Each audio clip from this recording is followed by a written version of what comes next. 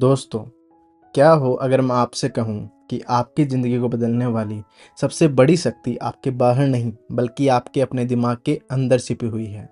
एक ऐसी शक्ति जो तब भी काम करती है जब आप सो रहे होते हैं, जो आपके दिल की धड़कन को चलाती है, आपकी सांसों को नियंत्रित करती है, आपकी पुरानी यादों को संभाल कर रखती है और चुपचाप आपके फैसलों, आदतों और भविष्य को प्रभावित करती रहती है। लेकिन सबसे बड़ा सवाल यह है, अगर हमारे अंदर इतनी शक्तिशाली क्षमता मौजूद है, तो हर व्यक्ति सफल क्यों नहीं होता? कोई बहुत कम उम्र में बड़ी सफलता हासिल कर लेता है, जबकि कोई पूरी जिंदगी मेहनत करने के बाद भी वहीं का वहीं रह जाता है। कोई मुश्किल परिस्थितियों में भी उम्मीद नहीं छोड़ता, जबकि कोई छोटी सी असफलता के बाद खुद पर विश्वास करना बंद कर देता है। आखिर ऐसा क्यों होता है? इसका एक बड़ा जवाब छिपा है हमारे सबकॉन्शियस माइंड यानी अवचेतन मन में। आज हम डॉक्टर जोसेफ मर्फी की प्रसिद्ध किताब the power of your subconscious mind के सबसे महत्वपूर्ण विचारों को बहुत ही आसान और प्रैक्टिकल भाषा में समझेंगे। इस वीडियो के अंत तक आपको पता चलेगा अपने सबकॉन्शियस माइंड को सही मैसेज कैसे देना है, अफर्मेशन अक्सर काम क्यों नहीं करती, रात को सोने से पहले कुछ मिनट इतने महत्वपूर्ण क्यों होते हैं, विजुअलाइजेशन का सही तरीका क्या है और किस तरह आपके रोज के विचार धीरे धीरे आपकी पूरी जिंदगी का रास्ता तय करते हैं। लेकिन एक ज़रूरी बात, पॉजिटिव थिंकिंग, प्रेयर और विजुअलाइजेशन आपके कॉन्फिडेंस, हैबिट्स और इमोशनल हेल्थ को बेहतर बनाने में मदद कर सकते हैं, लेकिन किसी गंभीर बीमारी में इन्हें मेडिकल ट्रीटमेंट का रिप्लेसमेंट नहीं समझना चाहिए। अब एक गहरी सांस लीजिए, अपने मन को थोड़ी देर के लिए शांत कीजिए, क्योंकि हो सकता है कि अगले कुछ मिनटों में आप अपने ही दिमाग के बारे में कुछ ऐसा समझ जाएं जो आपकी ज़िंदगी देखने का नज़रिया बदल दे। नाउ, आपके अंदर छिपा हुआ खजाना। कल्पना कीजिए कि आपके घर के नीचे एक बहुत बड़ा खजाना दबा हुआ है। उसमें आपकी ज़िंदगी बदल देने की दौलत है, लेकिन आपको उसके बारे में पता ही नहीं है। आप रोज़ उसी घर में रहते हैं, पैसों और अवसरों की कमी की शिकायत करते हैं, लेकिन जिस खजाने की आपको तलाश है वह आपके पैरों के नीचे मौजूद है। यह खजाना है आपका सबकॉन्शियस माइंड। किताब में एक लोहे की छड़ का उदाहरण दिया गया है। एक सामान्य लोहे की छड़ अपने वजन से बहुत अधिक चीजें नहीं उठा सकती, लेकिन उसी लोहे को मैग्नेटाइज कर दिया जाए तो वह अपने वजन से कई गुना अधिक भार उठा सकती है। लोहे का आकार नहीं बदला, उसका वजन नहीं बदला, बदली तो सिर्फ उसके अंदर की मैग्नेटिक पावर। ठीक ऐसा ही इंसानों के साथ भी होता है। एक व्यक्ति के अंदर टैलेंट हो सकता है, नॉलेज भी हो सकती है और अपॉर्चुनिटीज भी हो सकती है, लेकिन अगर वह लगातार खुद पर शक करता है तो वह अपनी पूरी क्षमता का इस्तेमाल नहीं कर पाता। दूसरी तरफ एक ऐसा व्यक्ति जो खुद पर विश्वास रखता है, चुनौतियों से सीखता है और अपने लक्ष्य की स्पष्ट तस्वीर बनाता है, वह अक्सर उन्हीं रिसोर्सेज के साथ कहीं अधिक आगे निकल जाता है। इसका मतलब यह नहीं कि सिर्फ सोचने से सफलता मिल जाएगी। सोच दिशा देती है, दिशा आपके एक्शंस बदलती है, एक्शंस आपकी आदतें बदलते हैं और आपकी आदतें धीरे धीरे आपकी ज़िंदगी का परिणाम तय करती है। नाउ, सबकॉन्शियस माइंड वास्तव में है क्या? हमारा सबकॉन्शियस माइंड वह हिस्सा है जो बैकग्राउंड में लगातार काम करता रहता है। आप अभी इस स्क्रिप्ट को सुन रहे हैं, आपका कॉन्शियस माइंड शब्दों को समझ रहा है, लेकिन उसी समय आपका सबकॉन्शियस माइंड आपके शरीर के अनेक ऑटोमेटिक फंक्शंस को संभाल रहा है। आपको अपने दिल को हर सेकंड धड़कने का आदेश नहीं देना पड़ता। आप सोते हुए भी सांस लेते रहते हैं। आपका शरीर भोजन को डाइजेस्ट करता रहता है। आपका दिमाग पुरानी जानकारी, अनुभव और इमोशनल पैटर्न्स को स्टोर करता रहता है।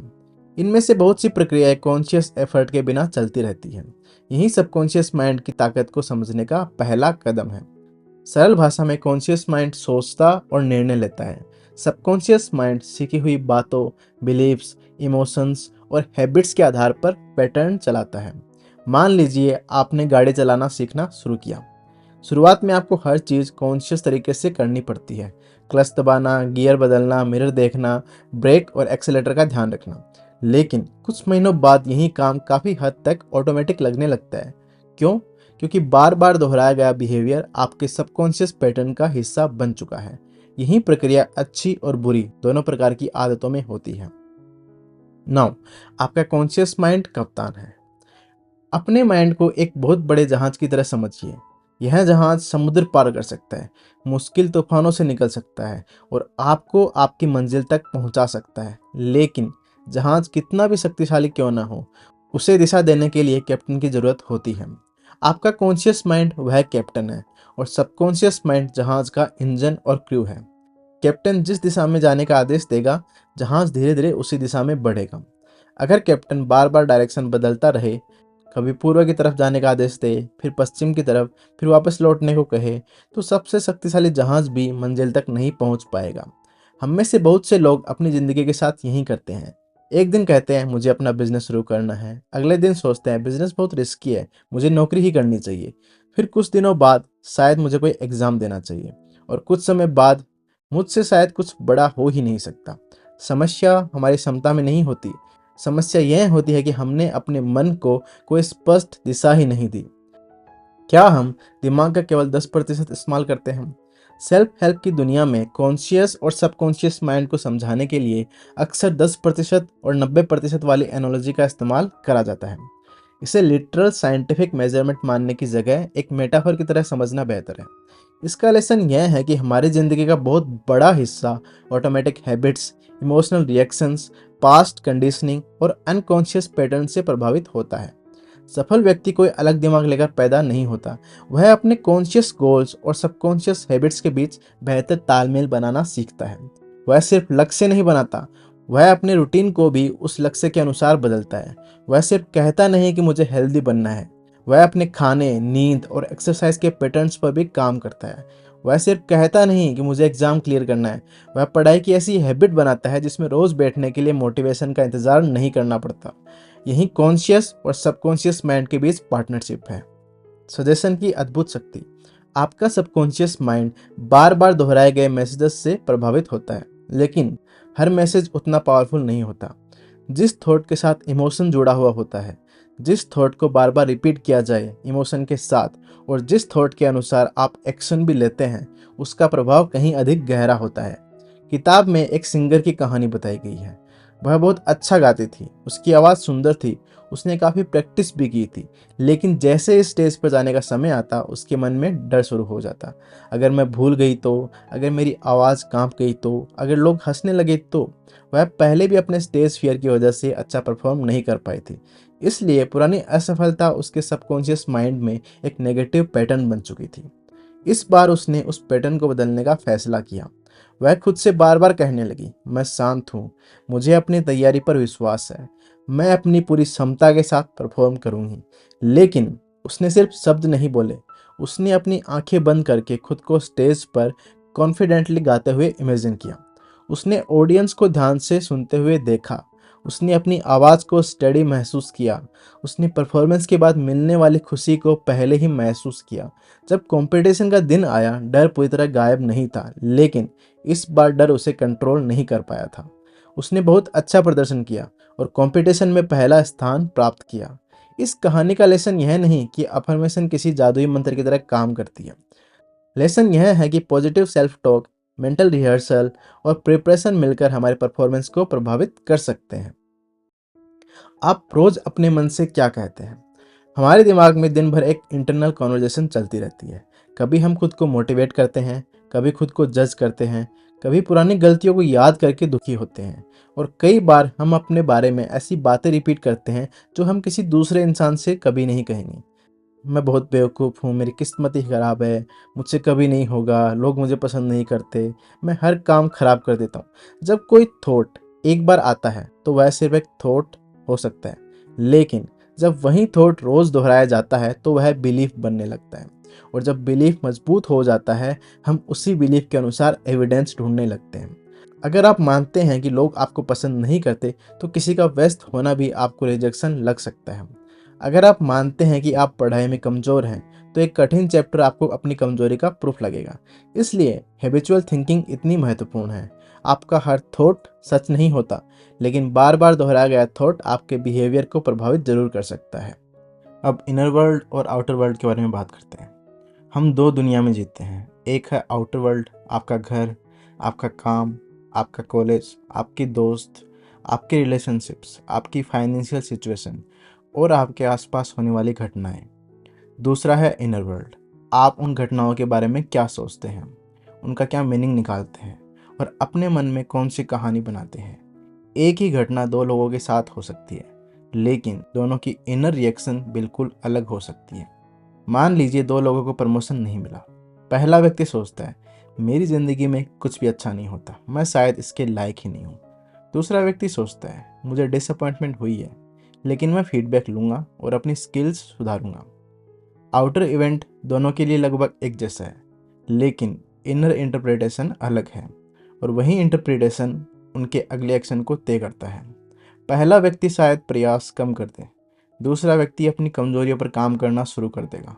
इसलिए बाहरी दुनिया को कंट्रोल करने से पहले अपने इनर वर्ल्ड को समझना जरूरी है।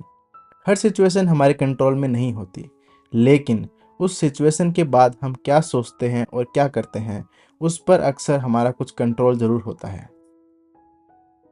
मन में अटका हुआ गाना। कभी आपने नोटिस किया है कि कोई नया गाना सुनने के बाद वह घंटों आपके दिमाग में चलता रहता है। आपने जानबूझकर उसे याद नहीं किया, फिर भी आप उसे गुनगुनाने लगते हैं। क्यों? क्योंकि रेपिटेशन ने उस पैटर्न को आपके माइंड में टेम्पररी मौजूद कर दिया है।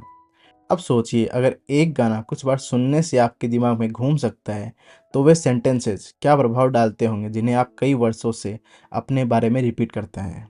हमारे परिवार में कोई बड़ा बिजनेस नहीं कर सकता, मेरे जैसे लोग सफल नहीं होते, मेरी मेमोरी खराब है, मैं लोगों के सामने नहीं बोल सकता। इन बिलीफ्स में से बहुत से बिलीफ्स फैक्ट नहीं होते। कई बार ये सिर्फ पुराने एक्सपीरियंसेस की इंटरप्रिटेशन होती है, लेकिन समय के साथ हम इन्हें अपनी आइडेंटिटी समझने लगते हैं। सबकॉन्शियस वर्क का मतलब है इन ऑटोमेटिक बिलीफ्स को पहचानना और धीरे धीरे हेल्दियर बिलीफ्स तथा एक्शन से रिप्लेस करना। नाउ, आपका सबकॉन्शियस माइंड सोता नहीं है कभी भी। रात को आपका कॉन्शियस माइंड आराम करता है, लेकिन आपके शरीर के ऑटोमेटिक सिस्टम्स काम करते रहते हैं। आपका दिल धड़कता रहता है, आप सांस लेते रहते हैं, आपका ब्रेन दिन भर की इंफॉर्मेशन को प्रोसेस करता रहता है। इसलिए सोने से पहले का मेंटल स्टेट बहुत महत्वपूर्ण माना जाता है। आपने शायद अनुभव किया होगा, अगर आप किसी चिंता के साथ सोते हैं तो कभी कभी सुबह उठते ही वही चिंता वापस याद आ जाती है, और अगर आप किसी मीनिंगफुल काम की प्लानिंग करके सोते हैं तो सुबह कई बार नए आइडियाज़ आने लगते हैं। इसका मतलब यह नहीं कि रात को सिर्फ एक थॉट सोचने से हर समस्या मैजिकली सोल्व हो जाएगी, लेकिन सोने से पहले अपना अटेंशन सही दिशा में लगाना अगले दिन के मूड, फोकस और बिहेवियर पर सकारात्मक असर डाल सकता है। नाउ, अब बात करते हैं हिप्नोसिस के बारे में। हिप्नोसिस हमें क्या सिखाता है? हिप्नोसिस से जुड़ी स्टेज परफॉर्मेंसेज आपने देखी होंगी। कुछ लोग हिप्नोटिक सजेशन के प्रभाव में अनयूजुअल बिहेवियर करते हुए दिखाई देते हैं, लेकिन हिप्नोसिस माइंड कंट्रोल का कोई सुपरनेचुरल तरीका नहीं है। यह आमतौर पर फोकस्ड अटेंशन, रिलैक्सेशन और सजेशन से जुड़ी एक साइकोलॉजिकल अवस्था मानी जाती है। हर व्यक्ति पर हिप्नोसिस एक जैसा काम नहीं करता, और कोई एथिकल प्रोफेशनल किसी व्यक्ति को उसकी इच्छा के विरुद्ध आसानी से पूरी तरह कंट्रोल नहीं कर सकता। फिर भी हिप्नोसिस का कॉन्सेप्ट हमें एक महत्वपूर्ण बात जरूर सिखाता है।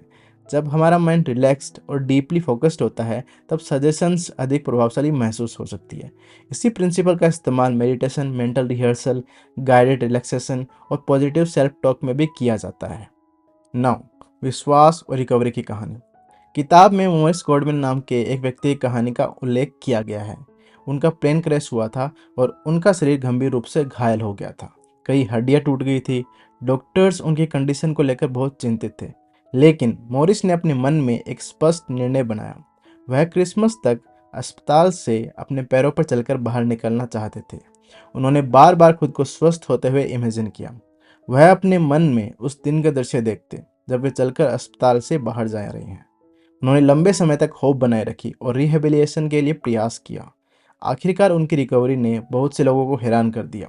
इस कहानी को सुनते समय एक बात समझना जरूरी है। रिकवरी में मेडिकल केयर, रिहेबिलिटेशन, शरीर की हीलिंग कैपेसिटी, समय, सपोर्ट और कई दूसरे फैक्टर्स की भूमिका होती है। पॉजिटिव बिलीफ मेडिकल ट्रीटमेंट का रिप्लेसमेंट नहीं है, लेकिन होप किसी व्यक्ति को ट्रीटमेंट फॉलो करने, रिहेबिलिटेशन जारी रखने और कठिन समय में मानसिक रूप से टिके रहने की ताकत दे सकती है। इस कहानी का असली लेसन यही है। मुश्किल परिस्थिति में भी अपने माइंड को पूरी तरह डिफीट स्वीकार करने की ट्रेनिंग मत दीजिए। रियलिटी को समझिए, ट्रीटमेंट लीजिए, एफर्ट कीजिए, लेकिन उम्मीद का दरवाज़ा बंद मत कीजिए। अपने सबकॉन्शियस माइंड तक मैसेज कैसे पहुंचाएं? किताब में सुबह जागने के बाद और रात को सोने से पहले के समय को बहुत महत्वपूर्ण बताया गया है। इन मोमेंट्स में माइंड कंपैरेटिवली शांत होता है, एक्सटर्नल डिस्ट्रक्शन कम होते हैं और आप किसी आइडिया पर अधिक गहराई से फोकस कर सकते हैं। इसके लिए एक सिंपल नाइट टाइम प्रैक्टिस बनाई जा सकती है। सबसे पहले एक ऐसा गोल चुनिए जिस पर आप वास्तव में काम कर रहे हैं। गोल क्लियर और प्रैक्टिकल होना चाहिए। उदाहरण के लिए मैं रोज़ 3 घंटे फोकस्ड स्टडी करूंगा। मैं पब्लिक स्पीकिंग के दौरान शांत रहना सीख रहा हूँ। मैं हर दिन अपने बिजनेस की एक महत्वपूर्ण एक्टिविटी पूरी करूंगा। मैं अपने शरीर की देखभाल के लिए नियमित एक्सरसाइज करूंगा। अब उस मैसेज को एक पेपर पर लिखिए। आप चाहें तो अपनी आवाज़ में उसे रिकॉर्ड भी कर सकते हैं, लेकिन अफर्मेशन छोटी, बिलीवेबल और एक्शन ओरिएंटेड होनी चाहिए। मैं दुनिया का सबसे अमीर इंसान हूँ कहने की जगह मैं हर दिन अपनी फाइनेंशियल नॉलेज और अर्निंग स्किल्स को बेहतर कर रहा हूँ। मैं पढ़ाई में जीनियस हूँ की जगह मेरी कंसंट्रेशन प्रैक्टिस के साथ बेहतर हो रही है और मैं पढ़ी हुई बातों को रिवाइज करके याद रख पा रहा हूँ। अब सोने से पहले 10 धीमी और गहरी सांस लीजिए। अपने शरीर को रिलैक्स होने दीजिए। फ़ोन की अननेसेसरी नोटिफिकेशन बंद कर दीजिए। अपना रिकॉर्डेड मैसेज धीमी आवाज़ में सुनिए या मन में रिपीट कीजिए। इसके बाद अपने गोल का केवल फाइनल रिजल्ट नहीं बल्कि प्रोसेस भी विजुअलाइज कीजिए। खुद को डेस्क पर बैठकर पढ़ते हुए देखिए। डिस्ट्रैक्शन आने पर वापस किताब खोलते हुए देखिए। कठिन सवालों पर पेशेंस रखते हुए देखिए और फिर एग्जाम हॉल में शांत होकर आंसर करते हुए इमेजिन कीजिए। विजुअलाइजेशन के बाद सो जाइए। अगली सुबह उसी मैसेज को दोबारा पढ़िए और उससे जुड़ा हुआ एक प्रैक्टिकल एक्शन तुरंत कीजिए। यही एक्शन सबकॉन्शियस प्रैक्टिस को वास्तविक दुनिया से जोड़ता है। अब विजुअलाइजेशन इतना प्रभावशाली क्यों लगता है? सबकॉन्शियस माइंड इमोशंस, इमेजेस और रिपीटेशन से गहराई से प्रभावित होता है। जब आप किसी घटना को विविडली इमेजिन करते हैं तो आपका माइंड उस सिनेरियो के लिए मानसिक रिहर्सल करता है। एथलीट्स कंपटीशन से पहले मूवमेंट विजुलाइज करते हैं। स्पीकर स्टेज पर जाने से पहले अपनी स्पीच मेंटली रिहर्स करते हैं। स्टूडेंट्स एग्जाम से पहले शांत होकर क्वेश्चन सॉल्व करने की कल्पना कर सकते हैं। लेकिन विजुअलाइजेशन तभी उपयोगी है जब वह एक्शन को सपोर्ट करे। सिर्फ ट्रॉफी इमेजिन करना काफ़ी नहीं है, प्रैक्टिस भी इमेजिन कीजिए। सिर्फ पैसा इमेजिन मत कीजिए, वैल्यू क्रिएट करना, स्किल सीखना, सही डिसीजंस लेना और सेटबैक संभालना भी इमेजिन कीजिए। सिर्फ हेल्दी बॉडी की तस्वीर मत देखिए। सुबह उठना, एक्सरसाइज करना, बैलेंस्ड फूड चुनना और पर्याप्त नींद लेना भी मेंटल मूवी का हिस्सा बनाइए। यही विजुअलाइजेशन को डे ड्रीमिंग से अलग करता है। अब सबकॉन्शियस माइंड को बच्चे की तरह क्यों कहा जाता है? किताब सबकॉन्शियस माइंड की तुलना एक बच्चे से करती है। इस कंपैरिजन का अर्थ है कि हमारा सबकॉन्शियस सिस्टम बार बार दोहराए गए पैटर्न्स को बिना हर बार लॉजिकल एनालिसिस किए सीख जाता है। इसलिए अपने माइंड को दिया गया हर मैसेज केयरफुली चुनना सीखिए। अगर आप खुद से कहते हैं मैं स्ट्रेस में हमेशा जंक फूड खाता हूँ, तो आप बिहेवियर को अपनी आइडेंटिटी से जोड़ रहे हैं। इसके बजाय कहिए स्ट्रेस के समय मैं कुछ मिनट रुकना और बेहतर चॉइस करना सीख रहा हूँ। अगर आप कहते हैं मैं लेजी हूँ, तो चेंज मुश्किल होगा। लेकिन अगर आप कहते हैं मेरी रूटीन अभी वीक है लेकिन मैं इसे छोटे स्टेप्स से बदल सकता हूँ, तो इम्प्रूवमेंट संभव दिखाई देने लगती है। अपने बिहेवियर की रिस्पॉन्सिबिलिटी लीजिए, लेकिन अपने टेम्पररी वीकनेस को परमानेंट आइडेंटिटी मत बनाइए। Ask, believe and receive. किताब में एक 3 स्टेप फॉर्मूला बताया गया है। Ask, believe, receive. पहला स्टेप है आस्क। आपको साफ पता होना चाहिए कि आप चाहते क्या हैं। कई लोग कहते हैं मुझे सक्सेसफुल बनना है, लेकिन सक्सेस उनके लिए है क्या? एक अच्छी नौकरी, अपना बिजनेस, फाइनेंशियल फ्रीडम, अच्छी हेल्थ, पीसफुल फैमिली लाइफ या समाज में मीनिंगफुल कंट्रीब्यूशन। जब गोल वेग होता है तो एक्शन भी वेग हो जाता है। दूसरा स्टेप है बिलीव। इसका अर्थ रियलिटी को इग्नोर करना नहीं है। इसका अर्थ है कि आप अपने गोल की पॉसिबिलिटी पर इतना विश्वास रखें कि उसके लिए लगातार एफर्ट कर सकें। तीसरा स्टेप है रिसीव। जब अपॉर्चुनिटी आए उसे रिकॉग्नाइज कीजिए। जब सीखने का मौका मिले उसे स्वीकार कीजिए। जब रिजल्ट देर से मिले पेशेंस रखिए। और जब आपका प्रयास फल देने लगे ग्रेटिट्यूड के साथ उसे रिसीव कीजिए। यह फॉर्मूला कोई इंस्टेंट मैजिक नहीं है। आस्क के बाद क्लैरिटी चाहिए, बिलीव के साथ कंसिस्टेंट एफर्ट चाहिए और रिसीव करने के लिए अवेयरनेस तथा पेशेंस चाहिए। नाउ, मेंटल हीलिंग और विश्वास का रिलेशन। किताब में एक महिला की कहानी बताई गई है जो गंभीर हेल्थ कंडीशन से जूझ रही थी। वह अपनी माँ की प्रेयर्स और प्रेजेंस से इमोशनल स्ट्रेंथ महसूस करती थी। वह बार बार खुद से कहती थी, मेरी माँ का प्यार मेरे साथ है, मैं सुरक्षित महसूस कर रही हूँ, मैं रिकवरी की दिशा में आगे बढ़ रही हूँ। उसके लिए माँ का विचार सुरक्षा, फेथ और होप का सिंबल बन गया। समय के साथ उसकी कंडीशन में इम्प्रूवमेंट आया। यहाँ लेसन यह नहीं कि सिर्फ सोच बदलने से हर डिसीज ठीक हो जाएगी। किसी भी हेल्थ कंडीशन में क्वालिफाइड डॉक्टर की सलाह और ट्रीटमेंट आवश्यक है, लेकिन हमारे थॉट्स और इमोशंस रिकवरी एक्सपीरियंस को प्रभावित कर सकते हैं।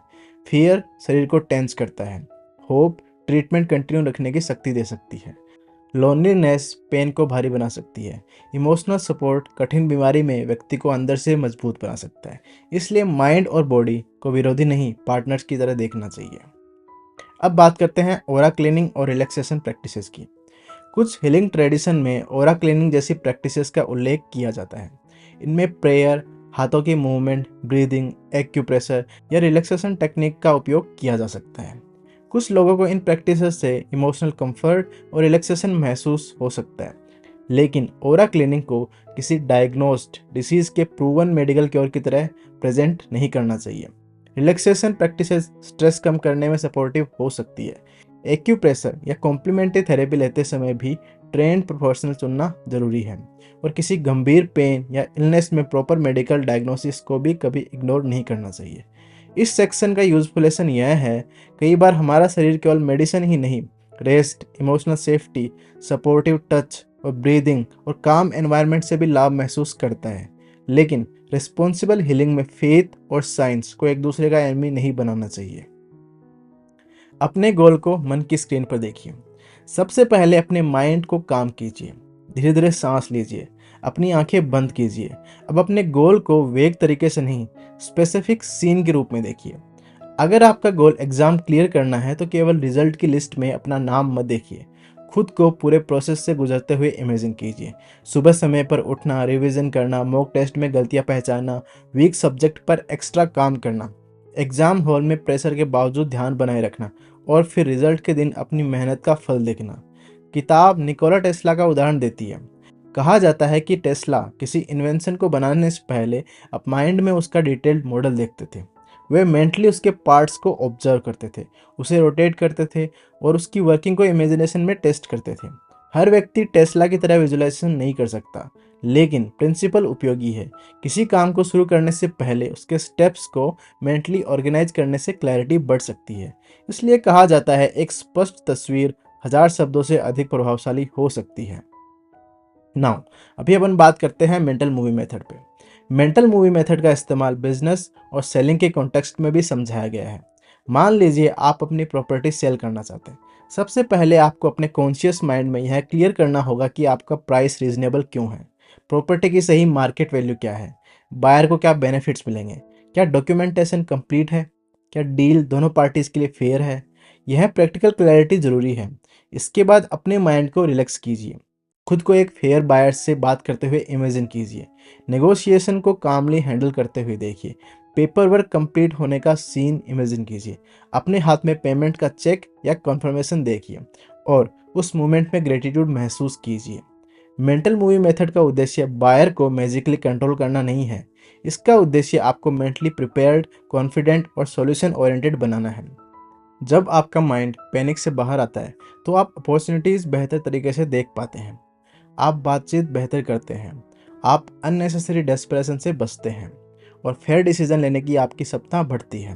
विजुअलाइजेशन के बाद रिजल्ट को फोर्स करने की कोशिश छोड़ दीजिए, अपना प्रैक्टिकल काम कीजिए और आउटकम को पेशेंस के साथ अनफोल्ड होने दीजिए। ग्रेटिट्यूड की शक्ति। एक ग्रेटफुल व्यक्ति के पास भी समस्याएं होती हैं। ग्रेटिट्यूड प्रॉब्लम्स को गायब नहीं करती, लेकिन यह हमारे अटेंशन को केवल कमी से हटाकर उपलब्ध रिसोर्सेज पर भी ले जाती है। अगर आप सिर्फ इस बात पर फोकस करते हैं कि आपके पास क्या नहीं है, तो मन में स्केर्सिटी बढ़ती जाती है। लेकिन जब आप यह भी नोटिस करते हैं कि आपके पास अभी क्या है, सीखने की क्षमता, समय, स्वास्थ्य का कोई हिस्सा, एक सपोर्टिव व्यक्ति, इंटरनेट, किताबें या एक नया प्रयास करने का अवसर, तो आपका माइंड सॉल्यूशंस देखने लगता है। ग्रेटिट्यूड का मतलब एम्बिशन छोड़ देना नहीं है।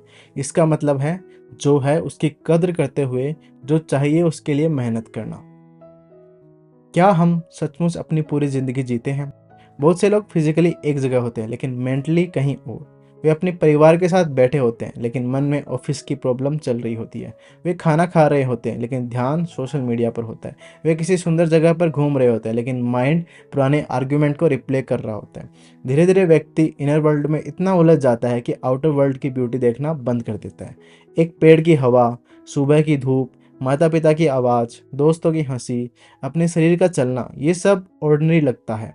फिर हम कहते हैं मेरी ज़िंदगी में कुछ अच्छा नहीं है, जबकि कई बार अच्छा मौजूद होता है लेकिन हमारा अटेंशन वहाँ नहीं होता। आप जहाँ फोकस करते हैं वहीं एक्सपीरियंस आपके लिए बड़ा होने लगता है। इसलिए अपने थॉट्स को इग्नोर मत कीजिए, लेकिन उनके अंदर कैद भी मत हो जाइए। अफर्मेशन और बीमारी से जुड़ी कहानी। किताब में एक व्यक्ति का उदाहरण दिया गया है जो ट्यूबरक्यूलोसिस जैसी बीमारी से जूझ रहा है। वह एक अफर्मेशन रिपीट करता था, मैं पूर्ण हूँ, मजबूत हूँ, प्रेम से भरा हुआ हूँ, खुश हूँ और अपने भीतर संपूर्ण हूँ। इस अफर्मेशन ने उसे होप और इमोशनल स्ट्रेंथ दी। हालांकि ट्यूबरकुलोसिस जैसी बीमारी के लिए प्रॉपर मेडिकल ट्रीटमेंट अनिवार्य है। अफर्मेशन इन्फेक्शन की मेडिसिन नहीं है, लेकिन एक सपोर्टिव अफर्मेशन व्यक्ति को फियर, होपलेसनेस और इमोशनल एग्जॉशन से लड़ने की मदद कर सकता है। इसलिए हेल्थ अफर्मेशंस को इस प्रकार इस्तेमाल किया जा सकता है, मैं अपने डॉक्टर्स और ट्रीटमेंट के साथ पूरी ईमानदारी से सहयोग कर रहा हूँ। मेरा शरीर आराम, न्यूट्रिशन और केयर प्राप्त कर रहा है। मैं रिकवरी के लिए पेशेंस और होप बनाए रखूँगा। मैं ज़रूरत पड़ने पर सहायता मांगने से नहीं डरूंगा। यही रिस्पॉन्सिबल पॉजिटिव थिंकिंग है। नाउ, आपको ज़िंदगी में क्या चाहिए? कल्पना कीजिएगा आप टैक्सी में बैठते हैं, ड्राइवर पूछता है कहाँ जाना है, आप कहते हैं सीधे चलो। कुछ देर बाद आप कहते हैं नहीं बाएं चलो, फिर रुको वापस चलो, फिर शायद दाएं जाना है। ड्राइवर कन्फ्यूजन में पड़ जाएगा और आप अपनी मंजिल तक नहीं पहुंच पाओगे। हम अपनी ज़िंदगी में भी ऐसा ही करते हैं। हम गोल डिसाइड करते हैं, फिर कंपैरिजन देखकर बदल देते हैं। कुछ समय मेहनत करते हैं, फिर रिजल्ट न मिलने पर डायरेक्शन बदल देते हैं। किताब कहती है केवल विल पावर पर डिपेंड करने की जगह इमेजिनेशन और क्लैरिटी का इस्तेमाल कीजिए। अपने गोल के फाइनल डेस्टिनेशन को देखिए, फिर वहां तक पहुंचने वाले रास्ते पर डेली एक्शन लीजिए। डाउट आना नॉर्मल है, लेकिन हर डाउट के साथ डायरेक्शन बदलना जरूरी नहीं है। डिसिप्लिन का अर्थ है मोटिवेशन कम होने पर भी सही एक्शन दोहराना। नाउ, अब बात करते हैं सबकॉन्शियस माइंड और वेल्थ।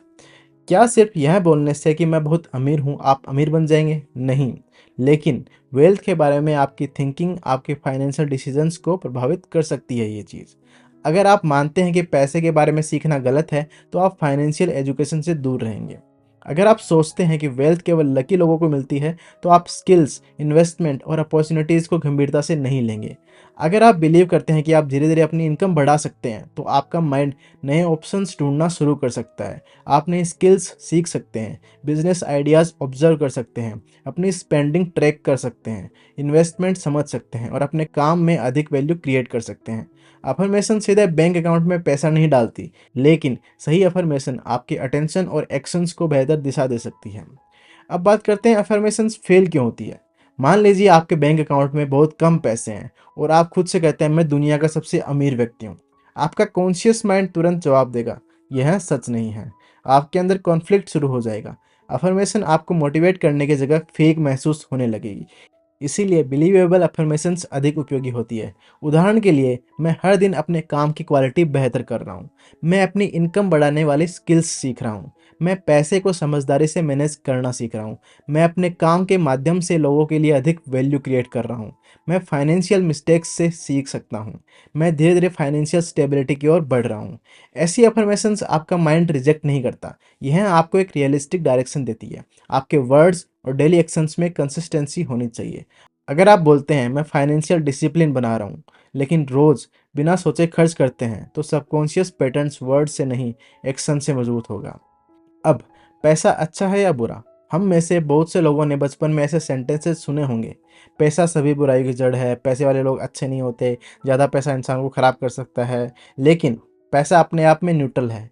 किताब इलेक्ट्रिसिटी का एग्जाम्पल देती है। इलेक्ट्रिसिटी से घर में खाना बन सकता है, हॉस्पिटल चल सकता है, बच्चे पढ़ सकते हैं, मशीन्स काम कर सकती है। लेकिन इलेक्ट्रिसिटी का गलत इस्तेमाल नुकसान भी पहुंचा सकता है। क्या इसलिए इलेक्ट्रिसिटी बुरी हो गई? नहीं, अच्छा या बुरा उसका उपयोग बनाता है। ठीक इसी तरह किसी बच्चे की एजुकेशन में इस्तेमाल हो सकता है, किसी बीमार व्यक्ति के ट्रीटमेंट में, नई जॉब्स क्रिएट करने में, रिसर्च करने में, चैरिटी में या फिर गलत कामों में। पैसा आपके कैरेक्टर को क्रिएट नहीं करता, लेकिन कई बार उसे एम्पलीफाई ज़रूर कर सकता है। इसलिए पैसा कमाने की इच्छा को गिल्ट से मत जोड़िए, लेकिन वेल्थ के साथ रिस्पॉन्सिबिलिटी, एथिक्स और कंट्रीब्यूशंस को ज़रूर जोड़िए। नाउ अभी अपन बात करते हैं इनकम क्यों नहीं बढ़ती। कई लोग केवल अपनी फिक्स्ड सैलरी पर डिपेंड रहते हैं और अपनी अर्निंग कैपेसिटी बढ़ाने पर काम नहीं करते। इसका अर्थ यह नहीं कि एम्प्लॉय होना गलत है। हर बिजनेस और इंस्टीट्यूशन को अच्छे एम्प्लॉयज़ की आवश्यकता होती है। समस्या तब होती है जब कोई व्यक्ति अपनी फाइनेंशियल ग्रोथ की पूरी रिस्पॉन्सिबिलिटी केवल एम्प्लॉयर पर छोड़ देता है। इनकम बढ़ाने के लिए कई रास्ते हो सकते हैं। स्किल्स इंप्रूव करना, प्रमोशन के लिए प्रिपेयर करना, नई क्वालिफिकेशन लेना, साइड इनकम बनाना, बिजनेस शुरू करना, लॉन्ग टर्म इन्वेस्टमेंट सीखना या अपने एग्जिस्टिंग प्रोफेशन में स्पेशलाइजेशन हासिल करना। हर इन्वेस्टमेंट में रिस्क होता है, इसलिए बिना नॉलेज के पैसा कहीं लगाने को ग्रोथ नहीं कहा जा सकता। फाइनेंशियल प्रोग्रेस के लिए एम्बिशन के साथ एजुकेशन और रिस्क मैनेजमेंट भी ज़रूरी है। अभी बात करते हैं सच्ची सफलता क्या है। सक्सेस सिर्फ बैंक बैलेंस का नाम नहीं है। अगर आपके पास पैसा है लेकिन मन में शांति नहीं, अगर अचीवमेंट है लेकिन रिलेशनशिप्स टूटे हुए हैं, अगर स्टेटस है लेकिन सुबह उठने का उत्साह नहीं, तो सफलता अधूरी महसूस हो सकती है। किताब सक्सेस को ट्रुथ, पीस, लव और मीनिंगफुल वर्क से जोड़ती है। हर सुबह उठते समय यह याद कीजिए कि आपके पास पहले से क्या है। आप देख सकते हैं, चल सकते हैं, सीख सकते हैं, सोच सकते हैं, किसी को प्यार कर सकते हैं और शायद आज भी अपनी दिशा बदल सकते हैं। दुनिया में बहुत से लोग ऐसी बेसिक एबिलिटीज़ के लिए स्ट्रगल करते हैं जिन्हें हम अक्सर गारंटीड मान लेते हैं। यह कंपैरिजन गिल्ट के लिए नहीं है, यह ग्रेटिट्यूड के लिए है। अपनी ज़िंदगी को एक्साइटमेंट के साथ जीना सीखिए और इसके लिए कॉन्शियस गोल्स तथा सबकॉन्शियस हैबिट्स को पार्टनर बनाइए। अब बात करते हैं सफलता के 3 स्टेप्स। किताब सक्सेस के लिए 3 महत्वपूर्ण स्टेप्स बताती है। पहला स्टेप, वह काम खोजिए जिसे आप सिंसियरली पसंद करते हैं। ऐसा काम जिसमें आपकी जेन्युइन रुचि हो, जिसे सीखने और बेहतर करने में आपको मीनिंग महसूस हो। इसका अर्थ यह नहीं कि पसंदीदा काम हमेशा आसान होगा। हर मीनिंगफुल काम में बोरिंग और डिफिकल्ट पार्ट्स होते हैं, लेकिन अगर काम के कोर पर्पज से आपका कनेक्शन है तो आप मुश्किल दौर में भी टिक सकते हैं। कई सफल लोग अपने काम को केवल पैसे के लिए नहीं करते, वे उस काम में क्यूरियोसिटी, पर्पज या कंट्रीब्यूशन महसूस करते हैं। पैसा महत्वपूर्ण है, लेकिन केवल पैसा लंबे समय तक पैशन की जगह नहीं ले सकता। दूसरा स्टेप, किसी एक फील्ड में मास्टरी विकसित कीजिए। हर चीज़ थोड़ा थोड़ा जानना यूजफुल हो सकता है, लेकिन करियर में आगे बढ़ने के लिए किसी एक वैल्यूएबल स्किल में गहराई ज़रूरी होती है। ऐसी फील्ड चुनिए जो लोगों की किसी वास्तविक ज़रूरत को पूरा करती हो। आप कम्युनिकेशन में मास्टर बन सकते हैं, टेक्नोलॉजी में, टीचिंग में, मेडिसिन में, डिज़ाइन में, फाइनेंस में, एग्रीकल्चर में, सेल्स में या किसी क्राफ्ट में। मास्टरी ओवरनाइट नहीं आती, वह रेपिटेशन, फीडबैक, मिस्टेक्स और पेशेंस से बनती है। अब बात करते हैं तीसरे स्टेप पे। अपनी सफलता को कंट्रीब्यूशन से जोड़िए। केवल यह मत सोचिए मुझे क्या मिलेगा, यह भी सोचिए मेरे काम से दूसरे लोगों का जीवन कैसे बेहतर होगा। एक बिजनेस तभी लंबे समय तक चलता है जब वह कस्टमर्स के लिए वैल्यू क्रिएट करता है। एक टीचर तभी महान बनता है जब स्टूडेंट्स वास्तव में सीखते हैं। एक डॉक्टर की सफलता पेशेंट की केयर से जुड़ी होती है। एक क्रिएटर की ग्रोथ ऑडियंस के लाभ से जुड़ी होती है। जब आपकी सफलता दूसरों की समस्या सोल्व करती है तो उसका फाउंडेशन अधिक मजबूत होता है। टोड की कहानी, मैं बेवकूफ़ हूँ। किताब में 16 वर्ष के एक लड़के की कहानी बताई गई है। उसका नाम टोड था। वह ऑथर के पास आया और बोला, मैं जिस काम की कोशिश करता हूँ उसमें फेल हो जाता हूँ। शायद मैं स्टूपिड हूँ। मुझे स्कूल छोड़ देना चाहिए वरना स्कूल वाले मुझे निकाल देंगे। उसकी सबसे बड़ी प्रॉब्लम इंटेलिजेंस की कमी नहीं थी, प्रॉब्लम थी उसकी सेल्फ इमेज। उसने खुद को बाकी स्टूडेंट से कम समझना शुरू कर दिया था। जब भी वह किसी डिफिकल्ट क्वेश्चन को देखता, उसके मन में पहले से मैसेज चलता, बाकी बच्चे मुझसे ज़्यादा स्मार्ट हैं। इस बिलीफ की वजह से उसका कॉन्फिडेंस गिरता गया। कॉन्फिडेंस गिरने से फोकस कम हुआ। फोकस कम होने से परफॉर्मेंस खराब हुई और खराब परफॉर्मेंस ने उसके पुराने बिलीफ को और मजबूत कर दिया। यह एक नेगेटिव साइकिल बन चुकी थी। ऑथर ने उसे सबकॉन्शियस माइंड और अफर्मेशन का इस्तेमाल सिखाया। उसे सुबह जागने के बाद और रात को सोने से पहले एक मैसेज रिपीट करने को कहा गया। उस मैसेज का भाव कुछ ऐसा था, मेरे माइंड के अंदर सीखने और याद करने की अद्भुत क्षमता है। मैं जो पढ़ता और सुनता हूँ उसे ध्यानपूर्वक समझता हूँ। मेरी मेमोरी रेगुलर रिवीजन के साथ बेहतर हो रही है। मैं अपनी क्षमता का इस्तेमाल करना सीख रहा हूँ। मैं एग्जाम की तैयारी शांत और व्यवस्थित तरीके से कर रहा हूँ। मेरे टीचर्स और क्लासमेट्स के साथ मेरे संबंध बेहतर हो रहे हैं। लेकिन टोड ने केवल सेंटेंसेस रिपीट नहीं किए, उसने पढ़ाई की हैबिट्स पर भी काम किया। धीरे धीरे उसकी सेल्फ इमेज बदली। कुछ महीनों बाद उसने ऑथर को मैसेज भेजा कि उसकी परफॉर्मेंस में बड़ा इंप्रूवमेंट हुआ है। अब वह क्लास में अच्छा कर रहा है और लोगों से उसका इंटरेक्शन भी बेहतर हो गया है। इस कहानी का लेसन बहुत गहरा है। कभी कभी हम अपनी क्षमता से नहीं, अपनी आइडेंटिटी के बारे में बनाई गई गलत कहानी से हार रहे होते हैं। अब साइंटिस्ट और सबकॉन्शियस इंसाइट्स। कई साइंटिफिक डिस्कवरीज और क्रिएटिव आइडियाज अचानक इंसाइट के रूप में आए हैं, लेकिन वह अचानक दिखने वाला आइडिया अक्सर लंबे समय की कॉन्शियस मेहनत के बाद आता है। किताब बेंजीन स्ट्रक्चर से जुड़ी एक प्रसिद्ध कहानी बताती है। एक केमिस्ट लंबे समय से बेंजीन के स्ट्रक्चर को समझने की कोशिश कर रहा था। वह लगातार प्रॉब्लम पर काम करता रहा। एक समय उसे सांप जैसा एक सिंबल दिखाई दिया, जो अपनी ही पूंछ को मुंह में पकड़े हुए हैं। इस सर्कुलर इमेज ने उसे रिंग स्ट्रक्चर के बारे में सोचने की दिशा दी। इस कहानी का लेसन यह है, जब कॉन्शियस माइंड किसी प्रॉब्लम पर डीपली काम करता है तो बैकग्राउंड प्रोसेसिंग अलग अलग आइडियाज को जोड़ सकती है, लेकिन सबकॉन्शियस इनसाइट के लिए कॉन्शियस प्रिपरेशन आवश्यक होती है। पहले नॉलेज जमा करनी पड़ती है, प्रॉब्लम को समझना पड़ता है, बार बार कोशिश करनी पड़ती है, फिर रेस्ट या रिलैक्स स्टेट के दौरान माइंड कोई नया कनेक्शन दिखा सकता है। इसलिए जब भी कोई प्रॉब्लम सॉल्व न हो, कुछ समय फोकस्ड एफर्ट कीजिए, फिर छोटा ब्रेक लीजिए, सो जाइए, वॉक पर जाइए और माइंड को इन्फॉर्मेशन प्रोसेस करने का अवसर दीजिए। अभी अपन बात करते हैं नींद और सबकॉन्शियस प्रोसेसिंग की। हम अपनी ज़िंदगी का लगभग एक तिहाई हिस्सा सोने में बिताते हैं, लेकिन नींद वेस्ट किया हुआ समय नहीं है। स्लीप के दौरान शरीर रिपेयर और रिकवरी से जुड़ी प्रक्रियाएं करता है। ब्रेन मेमोरीज को ऑर्गेनाइज करता है। दिन भर सीखी हुई इंफॉर्मेशन कंसोलिडेट हो सकती है। इमोशनल एक्सपीरियंसेस प्रोसेस होते हैं। इसलिए क्वालिटी स्लीप आपकी प्रोडक्टिविटी, लर्निंग और मेंटल हेल्थ के लिए महत्वपूर्ण है। किताब प्रेयर और स्लीप के बीच सिमिलरिटी बताती है। दोनों अवस्थाओं में व्यक्ति एक्सटर्नल नॉइज से हटकर इनर अवेयरनेस की ओर जाता है। प्रेयर फेथ और इमोशनल पीस दे सकती है। स्लीप शरीर तथा ब्रेन को रिकवरी देती है। अगर आप रात को केवल नेगेटिव न्यूज़, आर्ग्यूमेंट्स और सोशल मीडिया देखकर सोते हैं तो माइंड ओवर स्टिमुलेटेड रह सकता है। इसके बजाय सोने से पहले कुछ शांत पढ़िए, ग्रेटिट्यूड लिखिए, कल की प्रायोरिटी तय कीजिए या किसी पॉजिटिव थॉट पर फोकस कीजिए। आपके डेली थॉट्स आपकी भविष्य की दिशा को प्रभावित करते हैं। इसलिए अपने मेंटल डाइट को ध्यान रखिए। जिस तरह आप खराब भोजन रोज नहीं खाना चाहेंगे, उसी तरह माइंड को भी लगातार नेगेटिविटी मत खिलाइए। एक दिन में हजारों थॉट्स। हमारा माइंड दिन भर लगातार थॉट्स जनरेट करता रहता है। इनमें से बहुत से थॉट्स रिपीटेटिव होते हैं, कुछ यूजफुल होते हैं, कुछ रैंडम होते हैं, कुछ पुराने फियर और एक्सपीरियंसेस से आते हैं। समस्या थॉट्स का आना नहीं है, समस्या तब होती है जब हम हर थॉट को सच मान लेते हैं। अगर थॉट आया मैं फेल हो जाऊंगा, तो उसे तुरंत प्रेडिक्शन मत समझिए। खुद से पूछिए, क्या यह फैक्ट है या फियर? मैं किस चीज़ की तैयारी कर सकता हूँ? अभी मेरे कंट्रोल में कौन सा एक्शन है? यही कॉन्शियस माइंड का सही इस्तेमाल है। आप सबकॉन्शियस पैटर्न को केवल पॉजिटिव वर्ड से नहीं, बेहतर क्वेश्चन से भी बदल सकते हैं। अब बात करते हैं परफेक्ट लाइफ पार्टनर को अट्रैक्ट करना। किताब रिलेशनशिप्स में क्लैरिटी की इंपॉर्टेंस बताती है। बहुत से लोग कहते हैं मुझे बस कोई अच्छा पार्टनर चाहिए, लेकिन अच्छा उनके लिए क्या है? Honest, emotionally mature, ambitious, kind, family oriented, independent, spiritual, communicative. अगर आपको अपनी वैल्यूज़ ही क्लियर नहीं है तो आप केवल अट्रैक्शन या लोनलीनेस के आधार पर डिसीजन ले सकते हैं। रिलेशनशिप चुनना जिंदगी के सबसे महत्वपूर्ण डिसीजंस में से एक हो सकता है। इसलिए सबसे पहले खुद से पूछिए, मुझे पार्टनर में कौन सी कोर क्वालिटीज चाहिए? मेरी नॉन नेगोशिएबल वैल्यूज़ क्या हैं? मैं रिलेशनशिप में क्या देने के लिए तैयार हूँ? क्या मैं उसी तरह का पार्टनर हूँ जैसा पार्टनर मैं चाहता हूँ? विजुअलाइजेशन का हेल्दी इस्तेमाल यह नहीं कि आप किसी स्पेसिफिक व्यक्ति को कंट्रोल करने की कोशिश करें। हेल्दी विजुअलाइजेशन यह है कि आप म्यूचुअल रिस्पेक्ट, ट्रस्ट, कम्युनिकेशन और इमोशनल सेफ्टी वाले रिलेशनशिप की तस्वीर बनाएं। फिर ऐसी जगहों और सिचुएशन में जाएं जहां कंपेटेबल लोगों से मिलने की संभावना हो। अपनी कम्युनिकेशन इंप्रूव करें, रेड फ्लैग्स इग्नोर न करें और लोनलीनेस की वजह से गलत रिलेशनशिप स्वीकार न करें। अभी अपन बात करते हैं हैप्पीनेस कहाँ से आती है। हम शुरुआत में इनर वर्ल्ड और आउटर वर्ल्ड की बात कर चुके हैं। हैप्पीनेस का एक बड़ा हिस्सा इस बात से जुड़ा हुआ है कि आपकी अटेंशन कहाँ जाती है। अगर आप रोज़ मिरर में देखकर केवल यह सोचते हैं मेरा चेहरा अच्छा नहीं है, मैं दूसरों जैसा नहीं दिखता, लोग मुझे जज करेंगे, तो आपका मूड खराब होने लगेगा।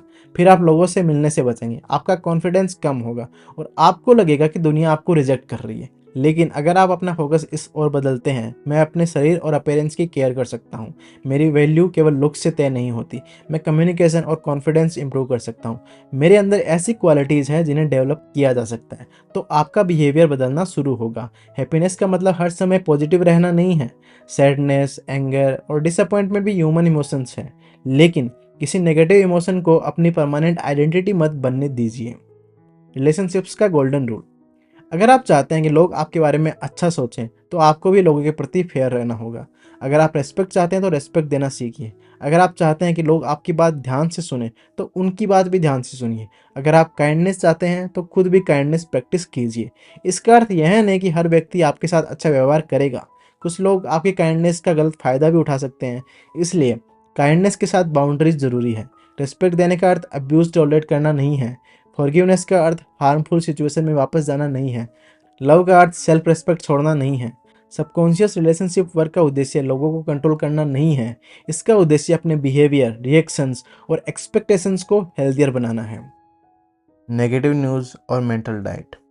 किताब में एक व्यक्ति का उदाहरण दिया गया है जो रोज़ सुबह न्यूज़पेपर पढ़ता था।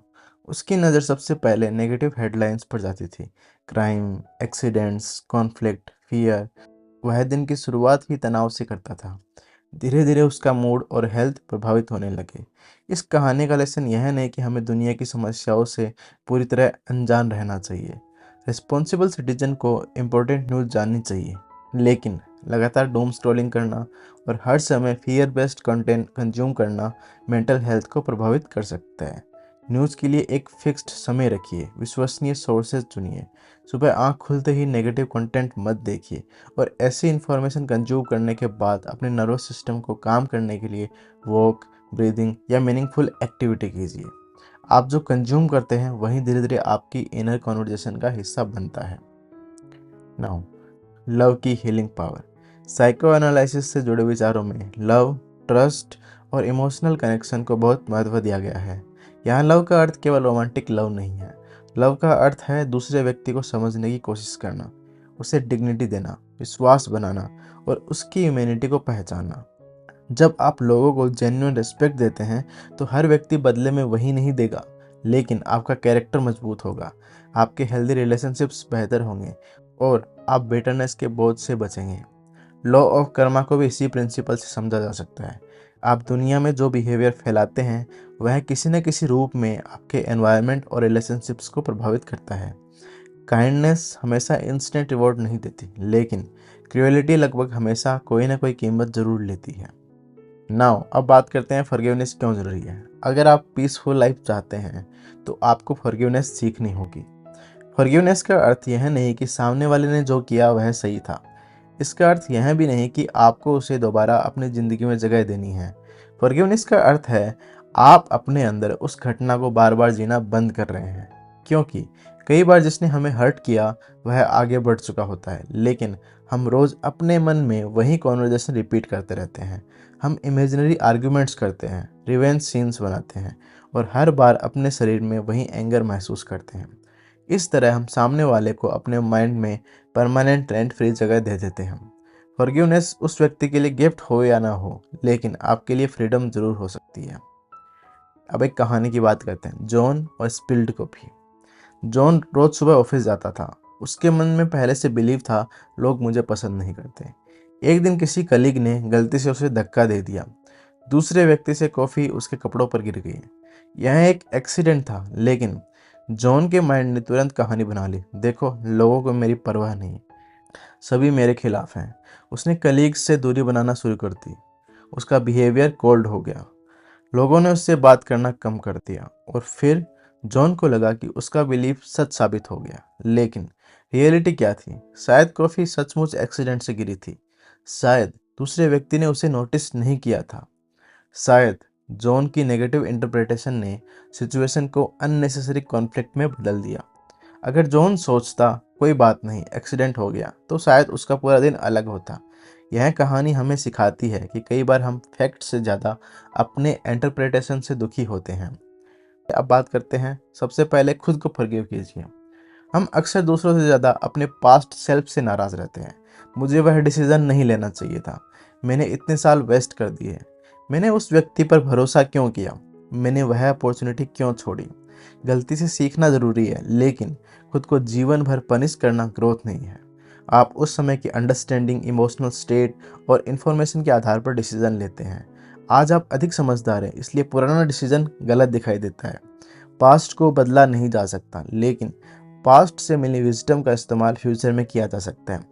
एक फॉरगिवनेस अफर्मेशन इस प्रकार हो सकती है, मैं अपने पास्ट को नहीं बदल सकता, लेकिन उससे सीख सकता हूँ। मैं अपनी गलतियों की रिस्पॉन्सिबिलिटी स्वीकार करता हूँ। जहाँ संभव है मैं सुधार करूँगा। मैं खुद को हमेशा के लिए पनिश करने की आदत छोड़ रहा हूँ। मैं दूसरों के प्रति भी अननेसेसरी हेट्रेड को धीरे धीरे रिलीज कर रहा हूँ। मैं शांति और मेच्योरिटी के साथ आगे बढ़ना चुनता हूँ। इसे बोलने के बाद तुरंत मिरेकल न भी हो तो कोई बात नहीं। फॉरगिवनेस एक डिसीजन भी है और कई बार एक लंबी इमोशनल प्रोसेस भी।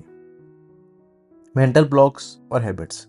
हमारे कई लिमिटेशंस वास्तव में रिपीटेड हैबिट्स का रिजल्ट होती है। अगर हम नई हैबिट्स बनाना और पुरानी हैबिट्स बदलना सीख जाएं तो हमारी क्षमता बहुत बढ़ सकती है। हैबिट्स को समझने के लिए 3 पार्ट्स वाला मॉडल उपयोगी है: क्यू, रूटीन और रिवार्ड। क्यू यानी ट्रिगर, रूटीन यानी ट्रिगर के बाद किया गया बिहेवियर, रिवॉर्ड यानी बिहेवियर के बाद मिलने वाली फीलिंग या बेनिफिट। मान लीजिए एक व्यक्ति सिगरेट पी सकता है, उसका क्यू हो सकता है स्ट्रेस, कुछ दोस्तों के साथ बैठना, खाने के बाद का समय या अकेलापन। क्यू आने पर उसकी रूटीन है सिगरेट जलाना। रिवॉर्ड है निकोटिन की वजह से मिलने वाला टेम्पररी रिलैक्सेशन या रिलीफ। अगर वह केवल यह कहे मैं सिगरेट छोड़ दूंगा, लेकिन क्यूज को समझे ही नहीं, तो हैबिट बार बार लौट सकती है। हैबिट बदलने के लिए उसके ट्रिगर को पहचानना जरूरी है। फिर वही रिवार्ड पाने के लिए हेल्दियर रूटीन बनानी होगी। स्ट्रेस पर सिगरेट की जगह स्लो ब्रीदिंग, शॉर्ट वॉक, पानी, किसी सपोर्टिव व्यक्ति से बात या professional session help. Nicotine addiction एक मेंटल और बिहेवियरल इशू हो सकता है, इसलिए ज़रूरत पड़ने पर डॉक्टर या ट्रेंड प्रोफेशनल की मदद लेना समझदारी है। विल पावर अकेली स्ट्रेटजी नहीं होनी चाहिए। एनवायरनमेंट, रिप्लेसमेंट रूटीन और सपोर्ट सिस्टम भी ज़रूरी है। नाउ अपन बात करते हैं फियर को कैसे बदलें। हर व्यक्ति किसी न किसी चीज़ से डरता है। किसी को फेलियर का फियर है, किसी को डेथ का, किसी को पब्लिक स्पीकिंग का, किसी को रिलेशनशिप टूटने का, किसी को पानी का। किताब एक बच्चे की कहानी बनाती है। वह स्विमिंग पूल के पास खेलते हुए पानी में गिर गया था। उस घटना के बाद उसके माइंड में वाटर और डेंजर का कनेक्शन बन गया। पानी देखते ही उसका शरीर डर की रिएक्शन देने लगा। उसकी माँ उसे ऑथर के पास ले गई। बच्चे को काम ब्रीदिंग करने के लिए कहा गया। फिर उसे सेफ तरीके से खुद को स्विमिंग करते हुए इमेजिन करने को कहा गया। शुरुआत में इमेजिनेशन के दौरान भी उसे डर लगा, लेकिन उसने प्रैक्टिस जारी रखी। धीरे धीरे उसने पानी की ठंडक इमेजिन की, अपने शरीर को पानी पर हल्का महसूस किया और सेफ स्विमिंग का मेंटल एक्सपीरियंस बनाया। इसके बाद कंट्रोल्ड और सुपरवाइज्ड एनवायरनमेंट में उसने वास्तविक प्रैक्टिस शुरू की। कुछ महीनों में उसने तैरना सीख लिया। इस स्टोरी का लेसन एक्सपोजर और मेंटल रिहर्सल से जुड़ा है। फियर को केवल अवॉइड करते रहने से वह मजबूत हो सकता है, लेकिन डर का सामना हमेशा सेफ, ग्रेजुअल और रिस्पॉन्सिबल तरीके से करना चाहिए। सीवियर फोबिया या ट्रॉमा की स्थिति में मेंटल हेल्थ प्रोफेशनल की हेल्प लेना सही होगा। फियर हटाने की प्रैक्टिकल टेक्निक। सबसे पहले अपनी फियर को नाम दीजिए। मुझे डर लगता है कहने की जगह स्पेसिफिक बनिए। मुझे लोगों के सामने बोलते समय भूल जाने का डर लगता है। अब फियर को 10 में से रेटिंग दीजिए। फिर सबसे छोटा सेफ स्टेप लीजिए। पहले मिरर के सामने बोलिए, फिर अपनी वॉइस रिकॉर्ड कीजिए, फिर एक ट्रस्टेड फ्रेंड के सामने बोलिए, फिर 5 लोगों के सामने। हर स्टेप से पहले स्लो ब्रीदिंग और पॉजिटिव मेंटल रिहर्सल कीजिए। खुद से कहिए, फियर के बावजूद मैं छोटा स्टेप ले सकता हूँ। मुझे परफेक्ट नहीं होना है। प्रैक्टिस के साथ मेरा नर्वस सिस्टम इस सिचुएशन का अभ्यस्त हो सकता है। करेज का मतलब फियर का गायब होना नहीं है। करेज का मतलब है फियर मौजूद होने पर भी सही डायरेक्शन में छोटा एक्शन लेना। अब उम्र और इनर स्पिरिट। समय के साथ हमारा शरीर बदलता है। एजिंग जीवन का नेचुरल हिस्सा है, लेकिन क्यूरियोसिटी, एंथुसिज्म और सीखने की इच्छा केवल एज की संख्या से तय नहीं होती। कुछ लोग कम उम्र में ही अंदर से थक जाते हैं और कुछ लोग बढ़ती उम्र के साथ भी नए स्किल्स सीखते हैं, एक्सरसाइज करते हैं और जीवन में पर्पस बनाए रखते हैं। किताब यूथफुल एनर्जी के लिए एक अफर्मेशन का सुझाव देती है। इसे रियलिस्टिक और हेल्दी रूप से इस तरह कहा जा सकता है: मैं हर दिन अपने शरीर की बेहतर देखभाल कर रहा हूँ। मेरी एनर्जी अच्छी नींद, मूवमेंट और बैलेंस्ड फूड के साथ बेहतर हो रही है। मैं उम्र के हर स्टेज को डिग्निटी और एंथुसिज्म के साथ स्वीकार करता हूँ। मेरा माइंड सीखने, प्रेम करने और आगे बढ़ने के लिए खुला है। अफर्मेशन बायोलॉजिकल एजिंग को रिवर्स करने का गारंटीड तरीका नहीं है, लेकिन हेल्दी बिलीफ्स आपको एक्टिव लाइफस्टाइल, सोशल कनेक्शन और सेल्फ केयर बनाए रखने में मदद कर सकती है। नौ, सबकॉन्शियस माइंड की सबसे बड़ी सच्चाई। अब तक हमने कई टेक्निक्स समझी, affirmations, visualisations, mental movie method, gratitude, forgiveness, habit loops, fear exposure और नाइट टाइम प्रैक्टिस। लेकिन इन सभी का सार एक ही है, आपका सबकॉन्शियस माइंड सबसे अधिक उस चीज़ से सीखता है जिसे आप लगातार रिपीट करते हैं। सिर्फ शब्दों से नहीं, आपके एक्शन से, आपके एनवायरनमेंट से, आपकी डेली रूटीन से, आपके इमोशनल रिएक्शन से, आप जिन लोगों के साथ समय बिताते हैं, आप जो कंटेंट कंज्यूम करते हैं, आप अपने बारे में जो स्टोरीज रिपीट करते हैं और आप कठिन समय में जो डिसीजंस लेते हैं, यह सब मिलकर आपके सबकॉन्शियस पैटर्न बनाता है। इसलिए अपनी ज़िंदगी बदलने के लिए केवल एक पावरफुल अफर्मेशन ढूंढना काफ़ी नहीं है, आपको एक पावरफुल सिस्टम बनाना होगा। Now 21 day subconscious reprogramming practice. अगले 21 दिनों तक यह सिंपल रूटीन फॉलो कीजिए। सुबह जागने के तुरंत बाद फ़ोन मत उठाइए। 3 स्लो ब्रेथ लीजिए। अपना एक बिलीवेबल अफर्मेशन पढ़िए। फिर उस अफर्मेशन से जुड़ा सबसे छोटा एक्शन तय कीजिए। उदाहरण, मैं डिसिप्लिन्ड स्टूडेंट बन रहा हूँ। एक्शन, मैं सुबह कम से कम 30 मिनट रिवीजन करूँगा। अब दिन के दौरान जब भी नेगेटिव ऑटोमेटिक थॉट आए, उसे नोटिस कीजिए। उससे लड़ने की जगह उसे रिफ्रेम कीजिए। मैं नहीं कर सकता को बदलकर मैं अभी नहीं कर पा रहा हूँ लेकिन सीख सकता हूँ। सब खत्म हो गया है को बदलकर सिचुएशन डिफिकल्ट है लेकिन मेरा अगला सही स्टेप क्या है। अब शाम को दिन की 3 छोटी विंस लिखिए। बहुत बड़ी अचीवमेंट जरूरी नहीं। आपने समय पर उठकर पढ़ाई की, अनहेल्दी इम्पल्स को रोका, किसी से अच्छे से बात की, एक्सरसाइज की या फेलियर के बाद दोबारा प्रयास किया। स्मॉल विंस सबकॉन्शियस माइंड को एविडेंस देती है कि चेंज हो रहा है। और अब रात को अपने शरीर को रिलैक्स कीजिए। अफर्मेशन को धीरे धीरे रिपीट कीजिए। प्रोसेस और रिजल्ट दोनों को विजुअलाइज कीजिए। फिर खुद से कहिए, आज मैंने जितना किया उसके लिए मैं ग्रेटफुल हूँ। कल मैं एक और सही स्टेप लूँगा। और इसके बाद शांति से सो जाइए। अब मैं आपको कुछ पावरफुल अफर्मेशंस बताऊंगा। आप अपनी ज़रूरत के अनुसार इन अफर्मेशंस का उपयोग कर सकते हैं। स्टडी और मेमोरी के लिए, मेरा फोकस रेगुलर प्रैक्टिस के साथ बेहतर हो रहा है। मैं पढ़ी हुई बातों को समझता हूँ, रिवाइज करता हूँ और याद रखता हूँ। मैं कठिन टॉपिक्स को पेशेंस के साथ सीख सकता हूँ। मैं हर दिन अपनी प्रिपरेशन में मीनिंगफुल प्रोग्रेस कर रहा हूँ। कॉन्फिडेंस के लिए, मुझे परफेक्ट होने की ज़रूरत नहीं है। मैं तैयारी के साथ कॉन्फिडेंटली एक्सप्रेस करना सीख रहा हूँ। मेरी मिस्टेक्स मेरी आइडेंटिटी नहीं, मेरी टीचर्स हैं। मैं हर एक्सपीरियंस से अधिक कैपेबल बन रहा हूँ। मनी के लिए, मैं अपनी फाइनेंशियल नॉलेज लगातार बढ़ा रहा हूँ। मैं पैसे को जिम्मेदारी और समझदारी से मैनेज करता हूँ। मैं ऐसी स्किल्स सीख रहा हूँ जो लोगों के लिए वैल्यू क्रिएट करती है। मैं एथिकल तरीके से अपनी अर्निंग कैपेसिटी बढ़ाने के लिए काम कर रहा हूँ। रिलेशनशिप्स के लिए, मैं लव के साथ हेल्दी बाउंड्रीज भी रखता हूँ। मैं दूसरों को रेस्पेक्ट देता हूँ और अपने लिए भी रेस्पेक्ट अपेक्षित करता हूँ। मैं क्लियर और ऑनेस्ट कम्युनिकेशन सीख रहा हूँ। मैं इमोशनली हेल्दी रिलेशनशिप्स के योग्य हूँ। हेल्थ के लिए, मैं मेडिकल गाइडेंस और हेल्दी हैबिट्स का सम्मान करता हूँ। मैं अपने शरीर को पर्याप्त रेस्ट, न्यूट्रिशन और मूवमेंट दे रहा हूँ। मैं अपने शरीर के सिग्नल्स को ध्यान से सुनता हूँ। मैं रिकवरी और वेलबींग की दिशा में रिस्पॉन्सिबल स्टेप्स ले रहा हूँ। फॉरगिवनेस के लिए, मैं पास्ट से सीखता हूँ लेकिन उसमें कैद नहीं रहता। मैं बिटरनेस का बोझ धीरे धीरे छोड़ रहा हूँ। मैं खुद को सुधारने और आगे बढ़ने की अनुमति दे रहा हूँ। मैं पीस को रिवेंज से अधिक महत्व देता हूँ। नाउ अब अंतिम संदेश। दोस्तों, आपके सबकॉन्शियस माइंड के अंदर अद्भुत क्षमता है, लेकिन यह क्षमता किसी मैजिक बटन की तरह काम नहीं करती। यह एक खेत की तरह है। आप इसमें जिस प्रकार के सीड्स बार बार डालेंगे, उसी प्रकार के पैटर्न्स समय के साथ मजबूत होंगे। अगर आप फियर, सेल्फ डाउट और होपलेसनेस को रोज रिपीट करेंगे तो आपका बिहेवियर उसी दिशा में ढल सकता है। लेकिन अगर आप क्लैरिटी, लर्निंग, डिसिप्लिन और होप को बार बार रिएनफोर्स करेंगे और उसके अनुसार एक्शन भी लेंगे तो आपकी ज़िंदगी की दिशा बदल सकती है। आप हर सिचुएशन को कंट्रोल नहीं कर सकते। आप हमेशा रिजल्ट को कंट्रोल नहीं कर सकते। आप दूसरे लोगों के बिहेवियर को कंट्रोल नहीं कर सकते, लेकिन आप अपने अटेंशन को ट्रेन कर सकते हैं, अपनी हैबिट्स को बदल सकते हैं, अपने इंटरनल डायलॉग को बेहतर कर सकते हैं, अपनी प्रिपरेशन को मजबूत कर सकते हैं और फेलियर के बाद दोबारा खड़े होने का डिसीजन ले सकते हैं।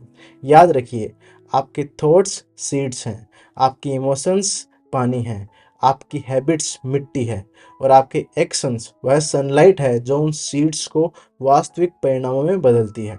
केवल सोचिए मत, छोटा एक्शन लीजिए। केवल इमेजिन मत कीजिए, प्रिपेयर कीजिए।